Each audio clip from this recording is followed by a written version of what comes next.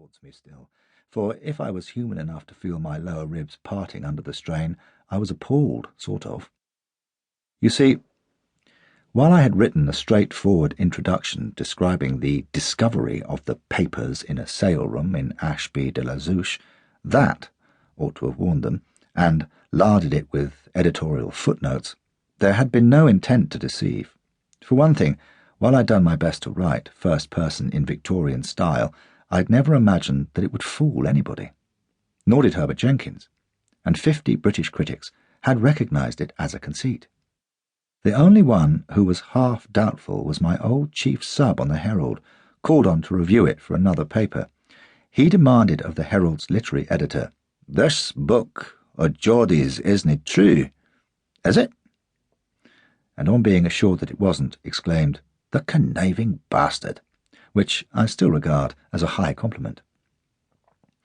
With the exception of one left-wing journal which hailed it as a scathing attack on British imperialism, the press and public took Flashman, quite rightly, at face value as an adventure story dressed up as the memoirs of an unrepentant old cad who, despite his cowardice, depravity and deceit, had managed to emerge from fearful ordeals and perils an acclaimed hero, his only redeeming qualities being his humour and shameless honesty as a memorialist. I was gratified, if slightly puzzled, to learn that the great American publisher, Alfred Knopf, had said of the book, "I haven't heard this voice in 50 years," and that the Commissioner of Metropolitan Police was recommending it to his subordinates. My interest increased as I wrote more Flashman books and noted the reactions. I was, several critics agreed, a satirist. "Taking revenge on the 19th century on behalf of the 20th, said one. "Waging war on Victorian hypocrisy, said another. "Plainly under the influence of Conrad, said yet another. A full-page review in a German paper took me flat aback when my eye fell on the word Proust in the middle of it. I don't read German, so for all I know the reviewer may have been maintaining that Proust was a better stand-off half than I was, or used more semicolons, but there it was, and it makes you think. And a few years ago a highly respected religious journal said that the Flashman Papers deserved recognition as the work of a sensitive moralist, and spoke of service not only to literature and history, but to the study of ethics. My instant reaction to this was to paraphrase Poins. "God send me no worse fortune, but I never said so."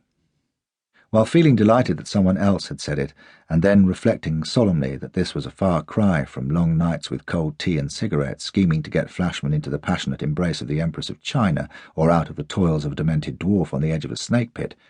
But now, beyond remarking that the anti-imperial left-winger was sadly off the mark, that the Victorians were mere amateurs in hypocrisy compared to our own brainwashed, sanctimonious, self-censoring and terrified generation, and that I hadn't read a word of Conrad by 1966, and my interest in him since has been confined to Under Western Eyes, in the hope that I might persuade Dick Lester to film it, as only he could.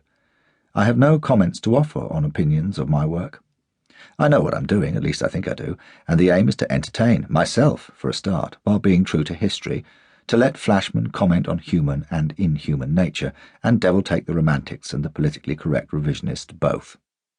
But my job is writing, not explaining what I've written, and I'm well content and grateful to have others find in Flashy whatever they will. I've even had letters psychoanalyzing the brute, and return to the question with which I began this article. A lifelong love affair with British imperial adventure, fed on twopenny bloods, The Wolf of Kabul and Lionheart Logan. Where are they now? The barrack room ballads, films like Lives of a Bengal Lancer and The Four Feathers, and the stout-hearted stories for boys which my father won as school prizes in the 1890s. The discovery, through Scott and Sabatini and Macaulay, that history is one tremendous adventure story, soldiering in Burma and seeing the twilight of the Raj in all its splendour. A newspaper-trained lust for finding the truth behind the received opinion, being a Highlander from a family that would rather spin yarns than eat. I suppose Flashman was born out of all these things, and from reading Tom Brown's School Days as a child, and having a wayward cast of mind. Thanks to that contrary streak, I always half hoped that Rathbone would kill Flynn, confounding convention and turning the story upside down.